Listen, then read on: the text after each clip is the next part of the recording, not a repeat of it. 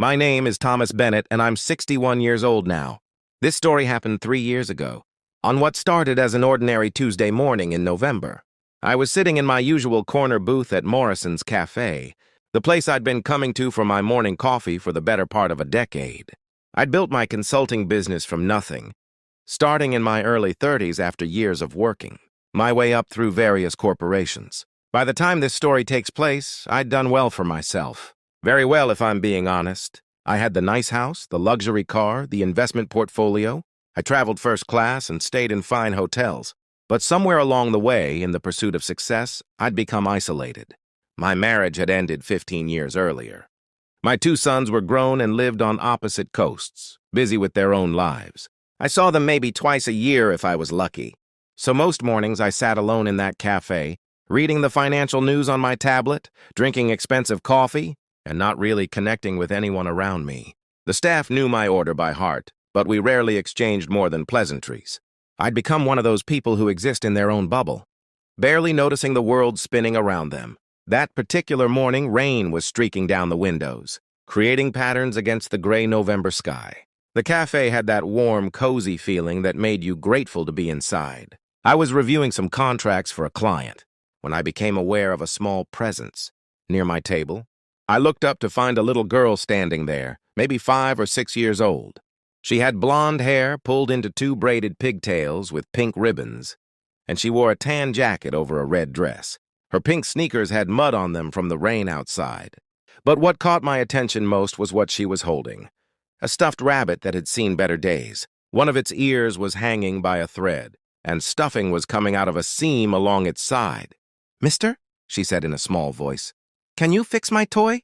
I glanced around looking for a parent or guardian. At a table near the window, I spotted a woman who looked to be in her mid-30s, watching us with an expression that mixed hope and exhaustion. She gave me an apologetic look but didn't call the child back. I turned my attention back to the little girl. "I'm not sure I'm the right person to ask," I said, trying to be gentle. "I don't really know much about fixing stuffed animals." Her blue eyes filled with tears, but she blinked them back bravely. "Please, mister. It was our last gift from Dad." Something in those words stopped me cold. The way she said was rather than is. The weight behind that simple sentence. I set down my tablet and looked at her more carefully. "What happened to your rabbit?" I asked. "His name is Flopsy," she said, holding the toy up so I could see better. "My daddy gave him to me and my sister before he went to heaven. Emma's only 3, and she doesn't understand that we have to be careful with him. She pulled his ear when we were playing yesterday, and now he's breaking apart." She said it with such seriousness, such grown-up concern for her younger sister's understanding. This child had learned about loss too young, and it showed in every word. "What's your name?" I asked. "Lily," she said. "That's my mama over there. She's trying to find work. She has interviews all morning, and the lady at the office said we could wait here if we're quiet." I glanced again at the woman by the window. Now that I looked more closely, I could see she was dressed in what was probably her best outfit, though it had seen better days. She had a folder of papers in front of her and was making notes, checking her watch periodically. She looked tired in a way that went deeper than just lack of sleep. "Well, Lily," I said, surprising myself, "I can't fix Flopsy myself, but I might know someone who can. There's a seamstress shop 2 blocks from here. If your mother says it's okay, maybe we could take him there." Lily's face lit up with such pure hope that it actually hurt to look at. When was the last time I'd seen anyone look at me like that? When was the last time I'd offered to help someone without expecting anything in return? Lily ran back to her mother, and I could see them having a conversation. The woman looked over at me with understandable wariness. I was a stranger in an expensive suit, offering to help her daughter. I understood her caution. But after a moment, she gathered her papers and came over to our table with Lily and another little girl who must have been Emma. "I'm Rebecca Carter," she said, extending her hand. "I'm sorry if Lily bothered you. She's been so worried about that rabbit." "No bother at all," I said, standing to shake her hand. "I'm Thomas Bennett. I was just telling Lily that there's a seamstress shop nearby that might be able to repair Flopsy. I'd be happy to take you there if you have time." Rebecca hesitated, glancing at her watch.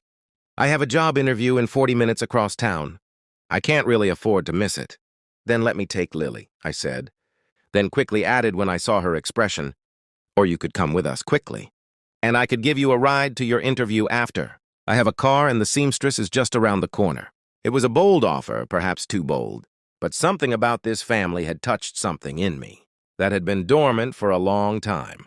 Rebecca studied my face, clearly weighing her options and her instincts. "Why would you help us?" she asked directly. "You don't know us." It was a fair question.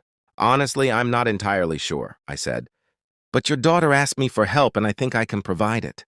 Sometimes that's reason enough. After another long moment, Rebecca nodded. "Okay, but we all go together." The seamstress shop was run by an elderly woman named Mrs. Chen, who had been mending clothes in that neighborhood for 40 years. She took one look at Flopsy and then at Lily's anxious face and smiled warmly. "This is a very special rabbit," Mrs. Chen said. "I can see that. He needs careful work. Can you leave him with me for a few hours? I promise I'll take very good care of him." Lily looked torn, clutching Flopsy tighter. Rebecca knelt down beside her daughter. "Remember what we talked about, sweetheart?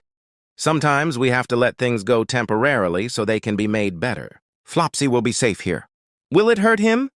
Lily asked Mrs. Chen seriously. "The fixing?" "Not at all," Mrs. Chen assured her. "He won't feel a thing. And when you come back, he'll be almost as good as new." Reluctantly, Lily handed over the rabbit. I paid Mrs. Chen for the repair work, waving off Rebecca's protests. "Consider it a gift," I said. "Now we should get you to that interview." In the car, Rebecca sat in the front passenger seat while the girls were buckled into the back. Little Emma chattered away about her toys in the rain, while Lily remained quiet, clearly worried about Flopsy. "Where are we headed?" I asked Rebecca. She gave me an address for an office building downtown. As I drove, she gradually began to share her story.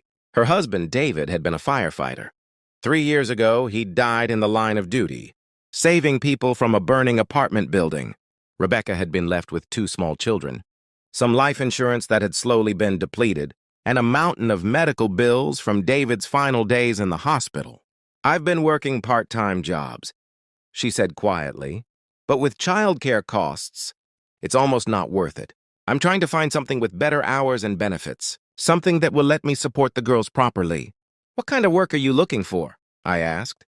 "Administrative assistant, office manager, anything really. I have a degree in business administration, but I haven't worked in that field since Lily was born. Most places want recent experience." I thought about that as I drove. Here was an educated, clearly intelligent woman who was struggling not because she lacked ability, but because life had dealt her an impossibly difficult hand. How many others were in the same situation? We arrived at the building with 10 minutes to spare. Rebecca thanked me profusely and started to get out, then paused. Would you mind waiting with the girls? Just during the interview? I know it's a lot to ask, but I don't have anyone else, and I can't take them in with me." It was a lot to ask. I had meetings scheduled, calls to return, but looking at her desperate, hopeful face, I found myself nodding. "Of course. We'll be right here when you're done." For the next hour, I sat in my car with 2 little girls I'd met less than 2 hours ago. Emma fell asleep almost immediately, worn out from their early morning. But Lily stayed awake, looking out the window. "Do you think Mama will get the job?" she asked. "I hope so," I said honestly. "She's really smart," Lily said loyally. "And she works really hard. She stayed up all night practicing what she would say." "I'm sure she'll do great," I told her. "Do you have kids, mister?" Lily asked. "I have 2 sons, but they're grown up now. They live far away. Do you miss them?" The simple question hit me harder than it should have. Did I miss them? I saw them so rarely that missing them had become a constant, dull ache I'd learned to ignore. "Yes," I said, "I do. Maybe you should tell them that," Lily said wisely. "My daddy used to say that love isn't love if you don't share it." Out of the mouths of children. This little girl who had lost her father understood something I'd forgotten somewhere along my climb to success. When Rebecca finally emerged from the building, I could read the disappointment on her face before she even reached the car. She slid into the passenger seat and let out a long breath. "They went with someone with more recent experience," she said, her voice carefully controlled. "They were very nice about it, but the answer was still no." I didn't say anything for a moment. Then, surprising myself again, I asked, Would you and the girls like to get some lunch? My treat. It's the least I can do after you spent your morning with a stranger. Rebecca looked like she wanted to refuse, pride warring with practicality. Finally, she nodded. That would be nice.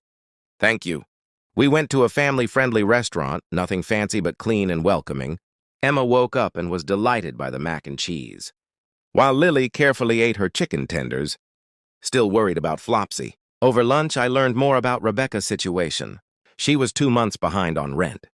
The car she'd been driving had finally died completely last week, which was why they'd taken the bus to the cafe that morning. She was applying for any job that might provide stability for her daughters. I'm not looking for charity, she said firmly.